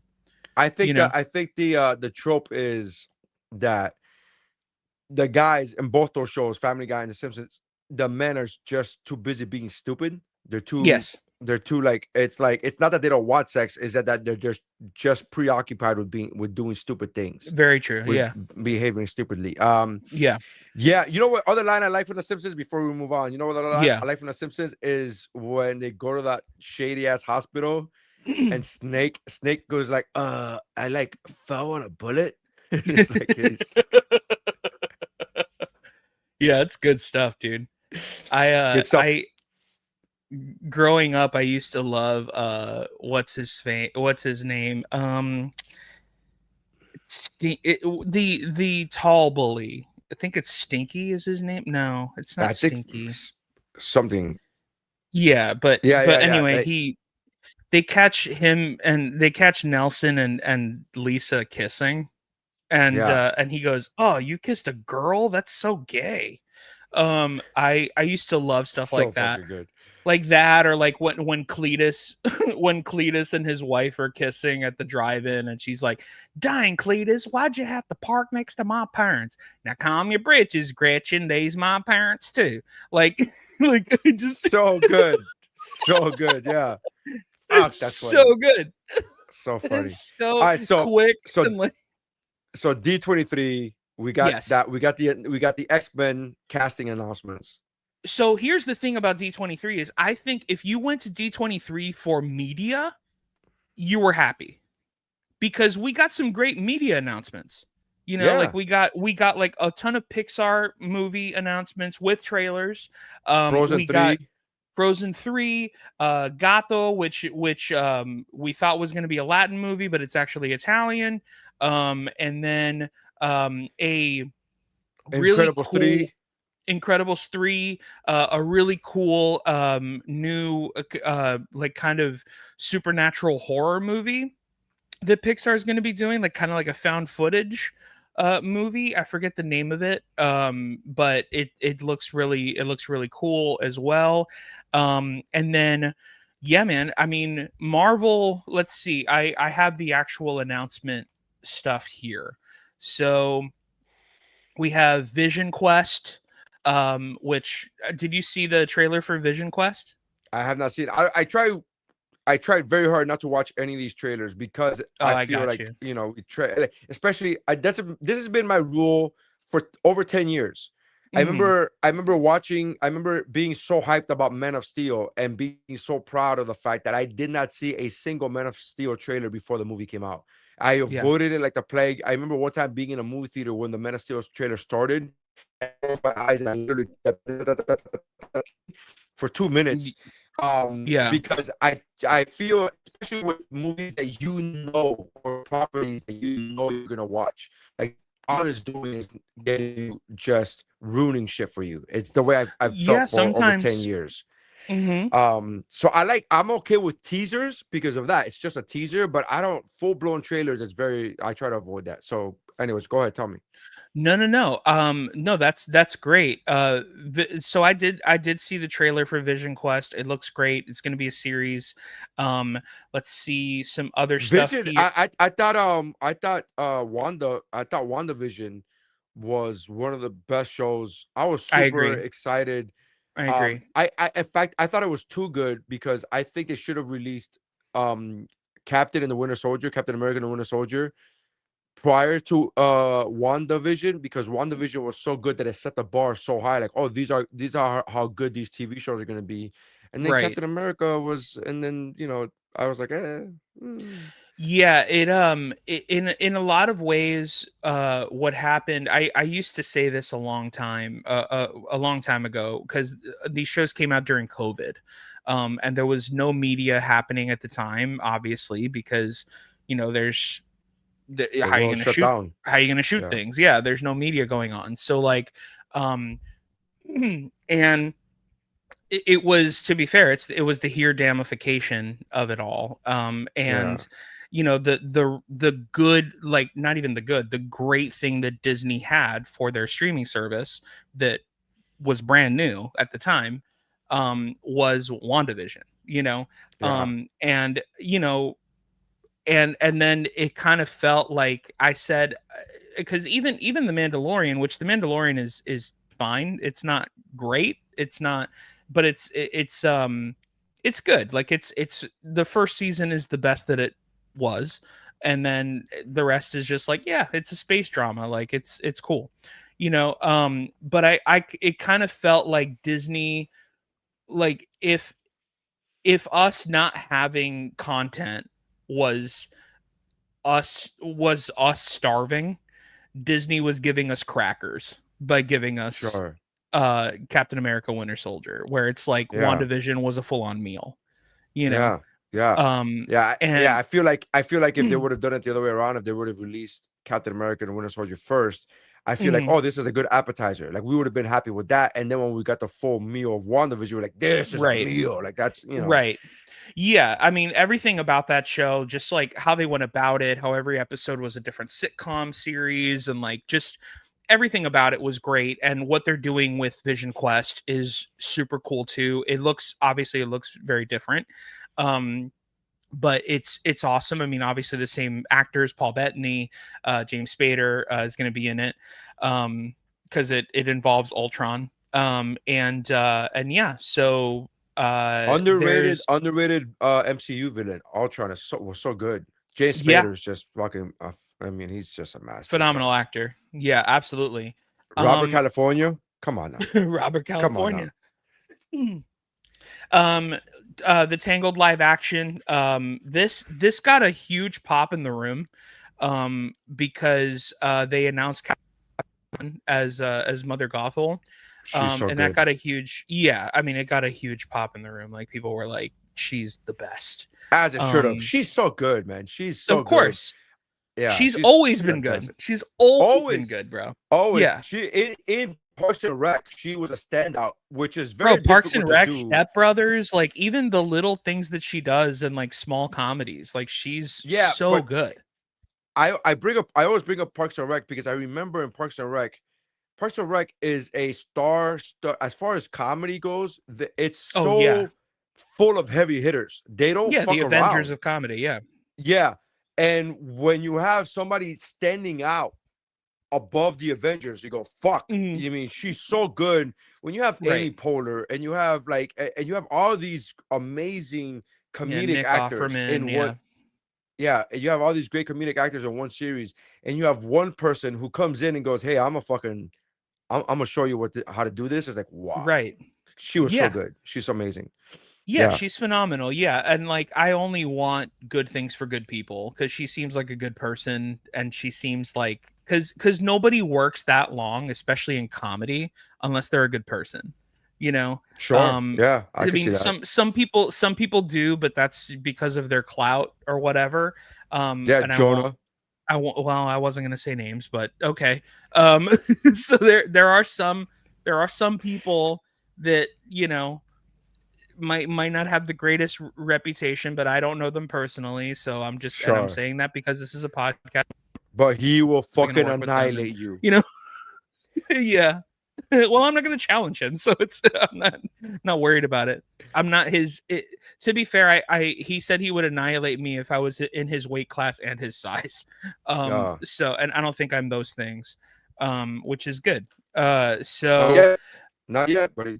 Not yet. So the Oswald is coming out. That's the Jon Favreau series. It's a mini series about Oswald the Lucky Bunny, who Disney nerds know this, but like I don't think the general public knows this. Oswald was the first animated mascot of Disney before Mickey Mouse. And right. So that's what this is about. It's about finding him and all this stuff. And now, John, quick question. Yeah. Do you think that they're doing this so that the copyrights go back to Disney, like so that other people, you know what I mean? 100%. Yes. Yeah. 100%. Yeah, because Steamboat Willie is now off for public domain. Yeah. So do you think they're gonna do another Steamboat Willie? Disney's gonna do another Steamboat Willie? They're gonna do some dramatic Steamboat Willie where Bluto was right. That's so funny. Bluto was right. So I would love to see A24 take on Steamboat Willie. Yeah, I wouldn't mind it. Yeah, it would be great. All right. So Disney Legends came out, right? They announced a couple of Disney Legends. They introduced some people well deserved, some people why, yes, but sure. This is what I want to talk about. So Alan Tudyk, what's his name? Alan Tudyk. Alan Tudyk? He became a Disney legend. I think that's well deserved. That's my opinion. Very well deserved. Are you kidding me? So many voices, like great actor. So many voices. Here's the thing though. In his acceptance speech, he brought up Hey. And I'm just like, out of all the characters, that's your least deserving character. He's a fucking chicken. And he's not an animated chicken. He's not a anthropomorphized chicken. He's just a chicken.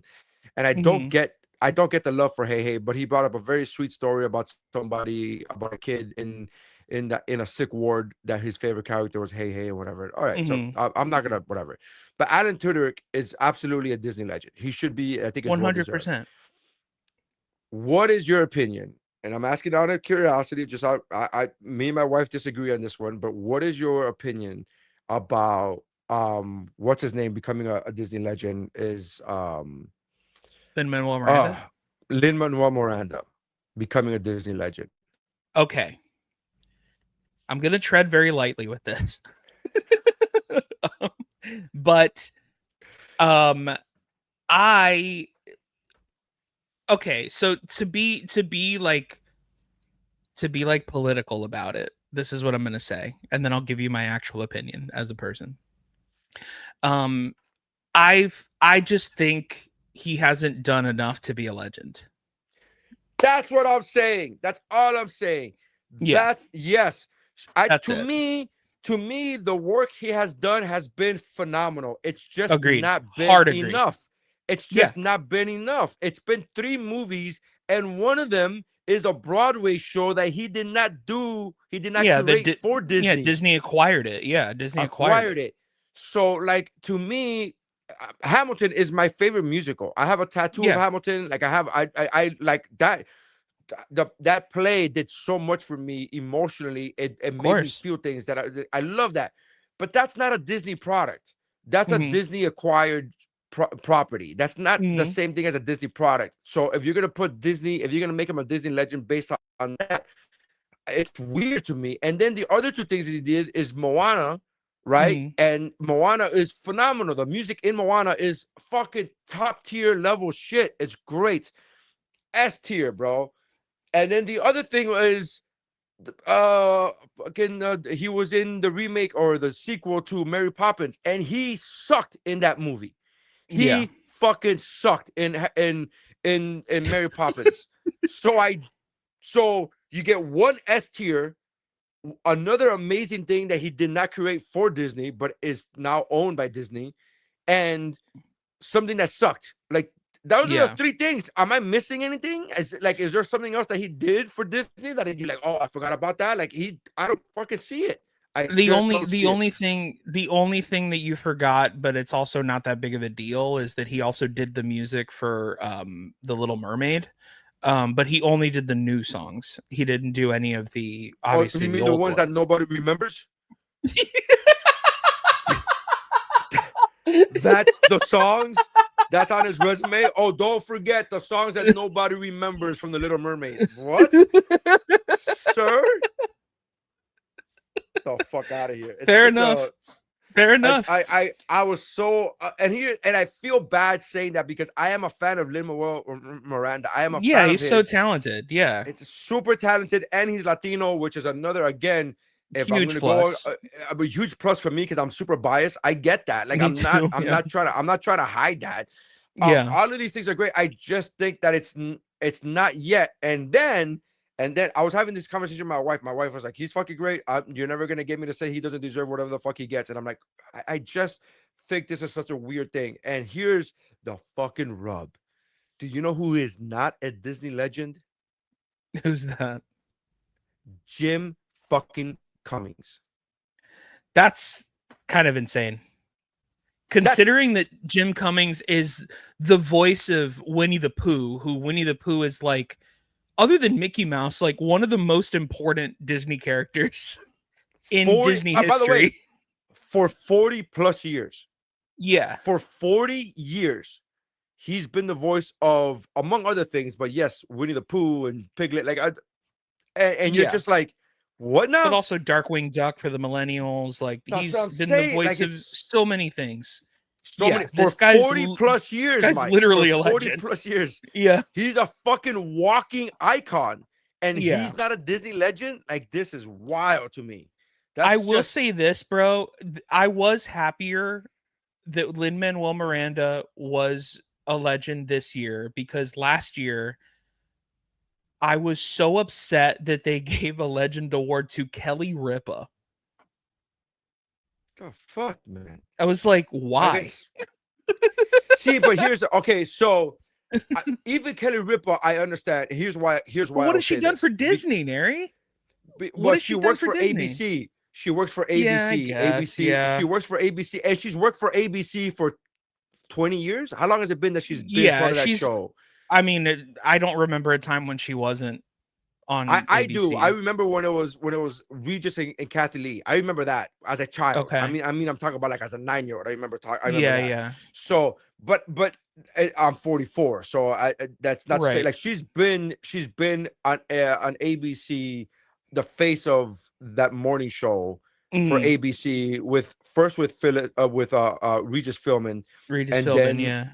Yeah. So she's been there for 20 years, right? I'm gonna say 20. I mean, you can look that up. I'm probably guessing more, here. But I'm gonna say 20 years to be on the safe side. So if you want to give her a Disney legend, again, ABC is owned by Disney. I get that, makes sense to me more so than Lin-Manuel. And again, I hate saying that because I don't want to seem as if I'm hating. I just don't think it's enough. I don't think he's done it long enough. I don't think he's had enough projects under his belt for Disney that would that would deem him a quote unquote Disney legend. I find it odd. I find it odd. And then when you couple that with Jim Cummings is not a Disney legend, it's just that's wild to me. I did look this up. Kelly Ripa has been with ABC for 35 years, which is going on Jim Cummings' amount of time. which is like, you know, I don't know. Part of me, if you think about it, like, shout out to me because you said 35 years, and I said I remember Kelly and I remember Regis and Kathy Lee when I was 9. I'm 44. I was to 35 years afterwards. That's pretty good. So pretty good. So I'm sorry. Go ahead. You were saying. No. All I was trying to say was that there's a huge possibility that Lin-Manuel was given this award because they just wanted the audience at D23 to be happy with who they were giving the award to, maybe. But then I think about it. Jim Cummings would be a fucking, come on, man. But then I think you're right, because then I think about it and I'm like, well, no, because the audience is a bunch of Disney dorks, so it's gonna be like a Rick Moranis in the Spaceballs panel situation where the guy can't even talk for 3 minutes because people are just excited that he's there and like what he means to people and like even still like meaning to their kids and like all these different things because he's still the voice of Winnie the Pooh, you know, and Tigger and all these like great characters, you know, besides the Winnie the Pooh universe, like Darkwing and all that stuff. But yeah, I don't know, man. I think it's a travesty. It is a fucking travesty that Jim Cummings is not. And again, I was already, I don't want to say upset, but I was already confused because I remember my wife watching the Lin-Manuel Miranda introduction, and I was just like, induction. And I remember watching it going like, I don't know if he deserves it. He's a legend. I don't know if you know what the word legend means, but legend? Yeah. This is weird. And then the next day, I find out that Jim Cummings is not, and I'm like that's the anger. Yeah. That's when the anger came in. That's when I completely follow you in the if Disney was going to give like a 5-year achievement award or like even like not even a legend, call it an icon award. Yeah, you know, like this guy he's not a Disney legend, but he's a Disney icon. And it was Lin-Manuel, I don't think anybody would argue. Like people would be like, if you said he is an icon for sure. So not a legend, but if you said Lin-Manuel Miranda was a Disney popular guy, I'm like, okay, give him the popular guy award. 100%. Give him the popular guy award. Give him the popular guy award. He got it. He got it. If there was an award for S-tier musical, great soundtrack, crappy acting performance in Mary Poppins Returns award, I give it to Lin-Manuel. He's a first ballot. He's a first ballot at that point. I'd be mad if anybody else got it. You know, but him. Like, who else is in the running? There's a part of me that wonders and I hate the fact that I've become this cynical.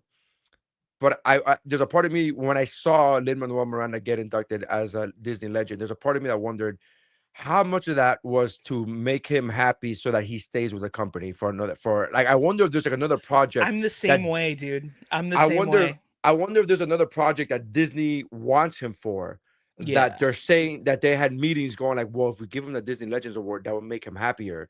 And he was, and then he'll be more enticed to do that project that we're thinking about asking him to do. I just wonder. I don't know if that's a thing. I'm not saying that's what happened. I am just literally wondering because it seems so out of place. And I again, when you get inducted next to Alan Tudyk, Alan Tudyk, like that to me is a different level. Like there's so many projects that he had, of course, right? And it's just like, oh man. Well, it's just years. It's years of iconic characters and just like so many different things for the company itself, as opposed to like, not that Lin-Manuel hasn't had a vast career. He's just had a very short career with Disney. Know what I mean? Correct. That's all it is. I wonder if and I forget his name, and I feel really bad for saying it this way, but I wonder if what's his name? The the guy from Cheers, Cliff from Cheers, and I forget his name. I'm really bad. What's his name? Ted Danson? No, the guy from Cheers, where he's Cliff, where he's in all the Pixar movies. He's in every Pixar movie. He played the pig. Man. He played the pig in Toy Story. Oh yes, I do know who you're talking about. But I don't remember his name. Is it Yes. Radcliffe? Sam? I forgot who his name is. And I feel really bad. But anyways, I don't know if he's a Disney legend, but I hope he is, because that guy's been, and again, we're talking about 20 plus years of Pixar movies. And I'm like, yeah, you should definitely be a Disney legend. And he's the only one, by the way. He's the only one that's been a voice in every Pixar movie. Yeah. He for a long time. I remember him being the only actor that wasn't part of the studio that was invited to the company picnics and the company softball games and stuff like that. And Rattenberg, something like that. Damn, man, it's at the tip of my tongue. I'll look it up while you're talking. I wonder if he's a Disney legend, because that guy to me is like, yeah, these are people that I hate to sound like I'm shitting on Lin-Manuel Miranda. I don't think we are. I don't think we are. This is what I was gonna say, because this is my thought about Hamilton. But because it's not that I think that the musical is bad whatsoever. I think that the musical is phenomenal. But I personally think that the worst part of that musical is that Lin-Manuel Miranda plays Alexander Hamilton. Interesting. And a lot of people are like, what do you mean? And I'm like, it's not because he's bad. It's not because he's bad. He's good. The problem is that everybody around him is phenomenal. Sure. And he's just good. Right. I get that. I can see that. You know what I mean? That's all I mean by it. All I mean is that literally everybody around him is S tier and he's A tier. That's what it is. And then ultimately you have to tell yourself, well, he wrote the musical, so he gets a pass. So he's technically not an A tier, he's an S tier because he wrote the whole thing. He wrote the whole thing, right? Yeah, exactly. So so then there's that. And also I think musical people don't agree with me, but a lot of movie people do. I think the thing that Lin-Manuel Miranda knows how to do more than I think anybody in the past 30 years, especially for Disney, is write songs for women. He's great. Every song he's written for a female in a Disney movie or in Hamilton is literally the climax of whatever of the Moana. It's the best part of Moana. It's Moana's the best part of he just knows how to write songs for female leads. He just knows how to do it. Musical people are like, yeah, but what about the Washington thing? And I'm like, look, it's not that he can't write great music. I'm just saying and also the fact that a man can write such great music for a female is very rare. You know what I mean? That's very rare. But to every song in Moana, there's also a song that he wrote for Aquafina, and you're like, bleh. That's very true. Without the songs that he wrote for Moana, we wouldn't have a scuttlebutt. That's what I was gonna say. Yeah, we wouldn't have a scuttlebutt. What's his name, man? It's Rattenberg. I'm finding out right now. It's gotta be something Rattenberg, and it's killing me. It's at the tip of my tongue. But John Rattenberger. John Rattenberger. There you go. Is he a Disney legend? Do we know? Can we Google? Is he a Disney legend? We can Google I don't think he is. I don't think he is, but I think he should be. I mean, if he I'll tell you what. If Tom Hanks isn't a Disney legend, he's not. Another shocking, because Tim Allen. You know what I mean? Yeah, because Tim Allen is. Tim Allen is a Disney legend, but and again, I understand why Tim Allen is, and I would even say I understand why Tim Allen is before Tom Hanks. Sure. Because because he's done rides and stuff for them too. Not only rides, but he also was on Home Improvement, which was on ABC, and that was a highly successful TV show. Yeah. before he even became Buzz Lightyear. So I get that. Yeah. I understand that. That makes sense to me. But to not have Tom Hanks is pretty One of my fucking crazy. favorite Home Improvement jokes was about was when they're babysitting a little girl, and Tim Allen is there with Randy, and Randy is playing with the girl, and he has a little lion because he's the voice of Simba. And then he's like, I don't want to play. Don't play with that. And then he brings out Buzz Lightyear, and he goes, "This is the toy you want to play with." Like that's like one of my favorite Home Improvement bits, because it's like those were the two movies that was funny. Both of them were doing those movies for Disney. I remember there was a joke in Home Improvement. Oh my God, Neri, he's also Santa Claus. He's Santa Claus. Yeah, again, I understand Tim Allen being. That's why I said I understand him being in. Yeah, I just realized it too. Like I was like, you're right. He's Santa Claus for Disney. Yeah. But Tom Hanks should also be there at some point. Whatever. But dude, yeah, of course. Wild. It's just wild to me. Well, it's funny because to go to rides for a second, because there is some big news that I didn't talk about. Is they're redoing the Carousel of Progress, and they're bringing in new animatronics and all this stuff, and they announced the voices. They announced the voices for Father and Mother. Most people mostly care about Baxter, the dog. He's going to be the same cutest dog animatronic in the face of the earth, other than the dog holding the keys in Pirates of the Caribbean. And the father is going to be Bryan Cranston, and the mother is Jamie Lee Curtis. I was hoping that you would have said Lupita Nyong'o. She's supposed to be the mother of the future, really? Yeah, she's supposed to be the mother of the future, really? Really? This fucking woke shit out of here. But you're right, because when that news came out, I was like, oh, is this like to try to make these like more Jamie Lee Curtis than Bryan Cranston? But Jamie Lee Curtis should also be a Disney legend, because she's done so much for the company with Freaky Friday and like Haunted Mansion stuff, and just she's an amazing Disney legend, but like, or should be. But the Freaky Friday sequel was actually really good. I saw it. Yes, I didn't see it until recently. And I'm like, hey, this is actually really good. Yeah. It was a pretty good sequel for sure.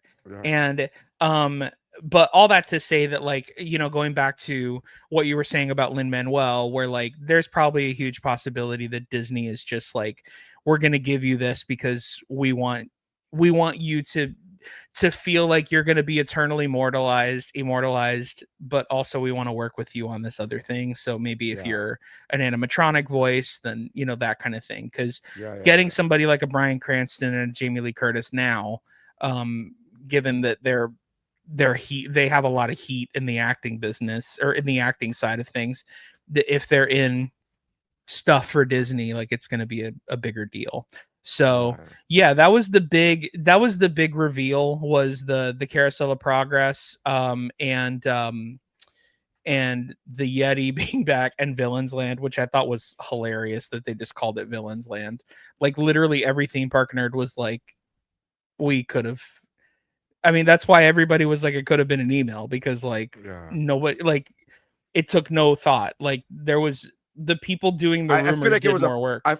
I feel like it was a placeholder that forgot to get it forgot to be taken. Like, we'll just call it Villains Land for right now, and then they never came back to it. And they're like, oh shit, we released that. Oh fuck, that was supposed to be a placeholder. We have a new popcorn stand. What are you gonna call it? We're calling it Popcorn. Popcorn stand. Popcorn stand. Like, okay. All right. Sure. Yeah, like, just like, anyway, but like, also a really good thing, if you're, because I know you're into sneakers and like clothing and fashion and all that stuff, or sneakers specifically, but I did want to talk about this, because Disney also had a fashion conference, which is insane.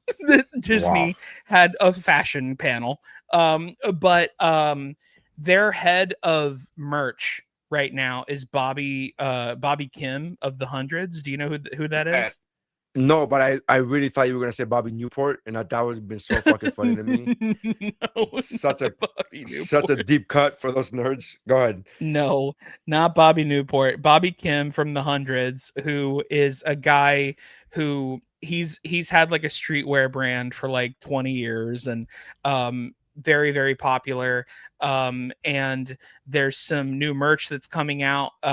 It's actually coming out tonight at midnight. And it's 100% going to sell out because he makes great stuff. And it's like he does like old, like vintage, like, the shirts that are coming out are like Sorcerer Mickey, a vintage Sorcerer Mickey, a vintage Lady and the Tramp, Oliver and Company, like that kind of vibe. Little Mermaid. Sure, yeah. Shoe Palace had some great stuff as well. I think you saw the Shoe Palace stuff. Yeah. It came in a VHS cover. Citizen is making some watches if you're a watch person. It's a little too steep for me, but they're beautiful, and if they're willing to give me a watch, I will wear it 100%. It's about Adidas, time that Jim Cummings it's about time. Yeah, it's about time. Yeah, it's also Adidas is continuing their line with Disney as well. This year and I could talk about this in regards because it has nothing to do with me, even though something involving Disney does involve me that I can't talk about with Adidas. But Adidas is continuing their thing, and they revealed everything. However, they did not reveal the thing that I filmed and did, so I cannot talk about it still. But they did reveal because they did very well with the Toy Story line that came out earlier. Did you see the Toy Story Adidas? No, those shits were good. No. They were nice. They were nice for sure. I mean, I know you're a Jordan guy. You're a Jordan 3 and 4 guy. Well, I'm a Nike guy specific generally, but Jordan, yeah. But I was about to jump on before we got on this podcast on this episode today. I was heavily considering getting on the Back to the Future Nikes that just came out. Yeah, and I was just like, they're sick. Yeah, they're sick. But they're coming in. They're coming in today. Yeah. So those are coming in today for me. I'm excited. They are a bit expensive, but they're worth it. Hey man, and whatever you fucking yeah, it's up. I'm literally looking down and there's like 7 pairs of fucking shoes next to me. I'm like, yeah, fucking get them. Yeah. So yeah. And then what's it called? Who knows what's going to happen with Adidas and the Simpsons. I know that they come out with a bunch of Simpsons stuff as well, but yeah, Adidas and Disney are thick as thieves, which is really cool. And there's some important stuff with a big Disney brand. That's what I will say that is happening. There's stuff I will say this. There's stuff that even Neri doesn't know about because I'm worried that someone at Disney will shoot me. So yeah. And Neri knows quite a bit about what it's gonna be the Punisher. It's gonna be the Punisher. It's not. What? Yeah. It's all good. Yeah. Anyway. But yeah, dude, D23 was crazy. Did you want to talk about X-Men casting or Gremlins 3? Gremlins 3 I'm very interested about because they announced that Christopher Columbus it's gonna be in the movie. Christopher Columbus is directing it, which I think is a great director for that project. Agreed. And then on top of that, he made the announcement saying that they're going to be bringing back puppeteers. There's not going to be any CGI. And I'm like, that's very interesting. So I find that very interesting. I'm not the anti-CGI guy that I don't know how you feel about it, but I know Mercadal is very much anti-CGI and prefers practical effects. I am whatever is best for the film. I think it's best for it. So I'm not anti-CGI, and I'm not everything is better practical. But I do like the idea of, with a property like Gremlins that started off when there was no CGI, when it started off with everything had to be practical. I like the idea of continuing that franchise in a practical manner. So Me I too. like that. Yeah, yeah. Yeah, But me too. you know, I, there's I'm Steven Spielberg is producing it. yeah, So as he you know, produced all the other ones, and Joe Dante is also involved, which is great too. Yeah, like it's good stuff. I mean, I will say, for anybody that doesn't know Gremlins, think read Baby a Yoda book. before Baby Yoda. read a, um like literally the Mandalorian. I don't know if you remember this, but the Mandalorian came out and Joe Dante tweeted a picture of Baby Yoda and was like, "This is Gizmo." yeah. Like literally was like, I thought that. I thought when I saw it, I was like, "This is Gizmo. What are we doing? Why are we yeah, doing this?" Like, yeah, and same thing when I saw Wally. When I saw Wally, I was like, "This is Johnny Five. Why the fuck are yeah. we It's true. pretending this is not Johnny Five?" So Yeah, yeah, I get that. I get that. You but know, yeah. I mean, to kind of like uh to kind of like reiterate what you were saying about CGI. It's not that I'm anti CGI. I think truthfully what it is, I agree with you in that I'm somebody that like whatever suits the movie the best is going to be the best thing.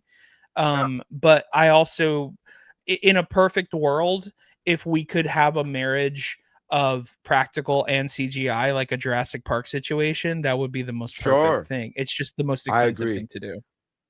I agree. That's what I agree with the most. And yeah, just I Mm, will say that there is something to be said about practical effects, practical stunts. I think that agreed. is practical stunts. When you do these-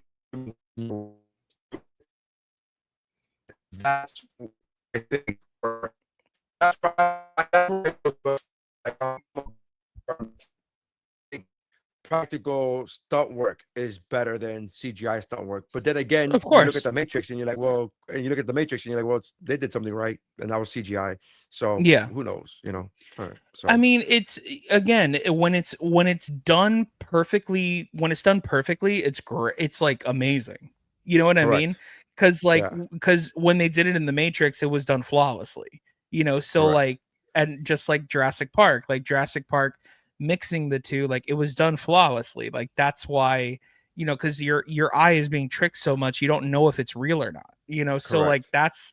that's what's so great. That's like what makes, and it's something I talk about on this podcast a lot. It's like that's what makes movies magical. Like that's what's let's bring back magic to movies. Like that's why I fell in love with movies, is because they're the whole like how did they do that Yeah, is such a great, and going back to the Odyssey, like the Odyssey is very much like how did they do that? Like how did they do yeah, that practically? Like, just seeing like how they did the stuff with the giants, and how they did the Cyclops stuff, and like just and all of it's practical, so it's just like it's literally just like tricks. It's just eye tricks. That's all it was, but that's what makes movies so special, when somebody cares that much, you know um and to kind of, which in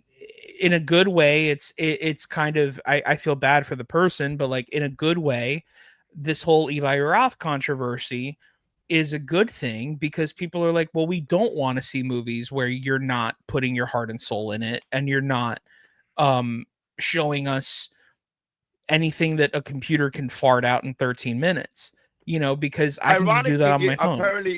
apparently that's very ironic, because apparently Eli Roth has gone on binges, has gone on soapbox tangents before in the last couple of years, talking about why horror movies are not good anymore, is because not putting Mhm. the hard effort into it. And then he comes with this slop, Yeah. dude, yeah, I mean, also like you'd be surprised what people would do for a paycheck. My agent tells me all the time. She says she says it's not a will you do it, it's how much. yeah, yeah, Because and that's something that she told me all the time, cuz like she's she's never really had this conversation with me, but she has a lot of clients that she talks about. And I'm not talking out of school by telling you this story, but like she does have a lot of clients, female clients, where they're in a show and like there's nudity in the show and they don't want to do nudity or whatever. And it's like, well, you decided to be in a show about strippers.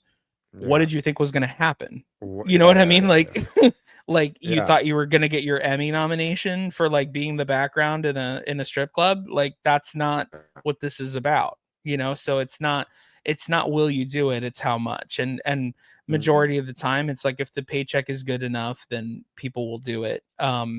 You know, but sometimes, you know, there's also a lot of people with morals and like at least their own personal morals, not to say that by doing that it's right or wrong. It's completely a case by case basis. But I think if it's right for you, I think if you're comfortable doing it, as long as you're comfortable doing it, right? 100%. Much into the, and not to get too much into the down. I don't want to get, you know, I do feel bad because Hayden Panettiere passed away recently. Yeah, I know. This week, and I feel bad because she, you know, recently spoke up about situations that she was put in that she was not comfortable with, and it just, I mean, I hate the fact that the industry is that bad. Like it's always been that bad, but I hate the fact that it's not. Just when we think it's getting better, shit like this happens, and you're like, oh man, I did not know. I was unaware of her particular battles with substance abuse. I did not know that until she passed away, unfortunately. And I was a huge fan of her work, as I'm sure you are as well. But I just, as long as you're comfortable with it, do whatever you want, do whatever it takes. I don't feel like anything is off limits if you're doing it for artistic work, or even if you're doing it for money. But if you're comfortable doing it for money, then do it for, you know what I mean? If you're comfortable, again, you don't want to do anything that, even if it's for money, you don't want to do anything that you're not comfortable with, dude. You don't, you know? Yeah. I mean, something I have told my agent, and I'll say it on the air as well, I don't have a problem with it. Because she has asked me before, like, you know, if I'm comfortable with nudity and things like that. And I told her I'm comfortable with nudity if it's funny. Yeah. So I was like, if the point is that the punchline is that you are seeing a naked body, I will 100% do it. There is nothing, to me, there's nothing, like, I love that Forgetting Sarah Marshall scene. Like, like I think because it's so real, you know what I mean? Like, that's just such a real thing. Like, a naked breakup is like such a real thing and something I've actually gone through. And so like I look at it and I'm like, yeah, I will do pretty much anything for comedy. But I was like, which I don't think that, you know, and this is a whole nother conversation, but like shows and movies aren't necessarily doing scenes that are very like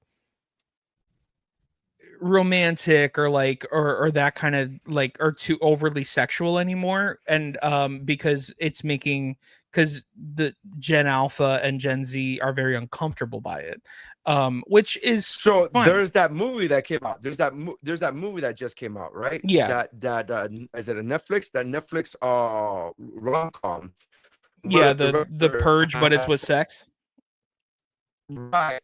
Yeah. And I said that he cut out. He sees nudity because he feels that Gen Alpha are not comfortable with nude scenes. Yeah. And I'm not a fan of that because he kept talking about gratuitous scenes or whatever. I'm like, it's a romantic comedy. It's a comedy. Like, that's the whole thing. Like, and I just, like, one of my favorite things as a child, one of my favorite scenes, and I know it's gonna sound however it's gonna sound, but one of my favorite scenes from the movie Airplane was that scene where that woman just jumps in front, shows her titties, and then leaves. And it wasn't, yes, of course, as a 10-year-old watching titties was great. But what I remembered clearly and distinctively remembering as a 10-year-old laughing at how ridiculous it was to have that scene in there. I'm like, there's no reason for that scene. It's just, but that's the whole joke. The whole joke is that they're making fun of gratuitous nudity. And I don't understand why that's become a thing now, where you're now actively trying to get rid of nudity for the sake of, like, I don't feel comfortable. It's like, well, to quote Mike Valdez, stop being a bitch. Like, just like, what the fuck, dude? Yeah. What? I mean, it's a romantic comedy. I feel as if nudity is validated in those situations. I don't know, I think truthfully what it is like something that's, this is just me putting on my psychology hat on, my other hat that I'm wearing. And I'm just saying, this is like, just the armchair expert about this, but like, just I think that nude scenes have become something where Gen Z and Gen Alpha look at it and they're like, this is what I look at in private, and I don't want to look at this with people. Because movies, if movies are watched correctly, it's a communal experience. And we all know the awkwardness of watching a movie with a sex scene and our parents are in the room. I think should have to. It is a rite of passage. I agree. Like, oh, remember that.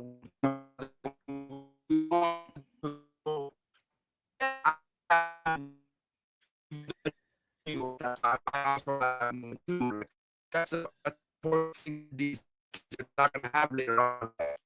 They're gonna have that moment of like, oh, I remember things with my parents. So like, sure, you want to have that? I guess, I don't know. Well, not the awkward moment, the communal event of reminiscing about that awkward moment. That's what I'm talking about. It's like we should all want to be able to be like, oh man, I remember that. I remember when I went through that. Like, that should be a thing, I guess. Yeah, but it's not gonna be a thing, dude. Let me tell you, my cousin. If I bring up the two words Eddie Murphy, my cousin will always tell me this story. My cousin, who's a female, by the way, not a male, remembers going to the movies to see Coming to America, right? Yeah. And she's there with her parents, and then she goes, and I will never forget, this woman comes out of the bathtub and she's naked and she's like, the royal penis is clean, Your Highness. And then my mom was like, asqueroso. And then they all left the movie. And she can never watch an Eddie Murphy. Your cousin, Coming to America was 22 minutes long. Yes, exactly. It's hilarious. Which, by the way, by the way, I was gonna say that's giving it grace. I'm pretty sure that's the first thing that happens in the movie.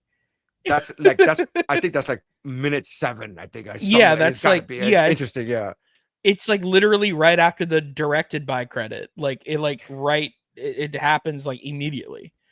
So like I'm including the trailer. I'm including the previews. Including the previews. Yeah, dude. But like, I mean, if I talk about Eddie Murphy at any point, she's like, do you know? And I go, yes, Arlene, I know that you went and saw Coming to America. And I tell the whole story. And she's like, how do you know that story? And I go, because you tell me every single time I bring up Eddie Murphy's name. Every time. But again, that's a story that she would not have if the director was like, well, gratuitous nudity. Get the fuck out of here. Right. Just like, stop being a bitch. Stop being a bitch. Yeah, I actually kind of agree, because I think that it should be a rite of passage. I think that it should be more normalized that you have a weird moment with your parents. You just have a weird moment and you laugh about it. You laugh about it and it becomes this thing, and it's not I mean, come on, man. Like, you move on, and either you watch the movie later or you don't. You grow, you laugh, you move on, and you fucking move on. And again, it doesn't hurt anybody. It's not like, oh my god, this is it. My eyes burn from seeing. Like, oh, come on, stop being a bitch. Yeah, it's not a big deal. But yeah. All right, listen. I had more things that we want to talk about, but we got to wrap things up. Mercadal's going to be back with us next week. I want to do that. I want to do that roundabout game where I sent you, where we name an actor and then we name the movies that they've been in and see who. Oh, I love that name. Yeah. So, but doing that with 2 people is ridiculous. So we got to do it with at least when Mercadal's back. But anyways, make sure you guys check us out. Valdez, anything you want to promote? Anything you can promote right now? I know you got a lot of things in the can that haven't come out yet, but anything you can promote right now? No, if you're watching this the day that it comes out, and you were at the show at the Miami Improv last night with me and Brittany Brave and Ellie Rodriguez and Oriol Rodriguez, thank you for coming out. You rock. You're amazing. I had such a good time. It was a sold out show. Such a fun, great energy. Yeah, just I needed that show. So thank you guys for coming out and supporting and buying merch and being so sweet.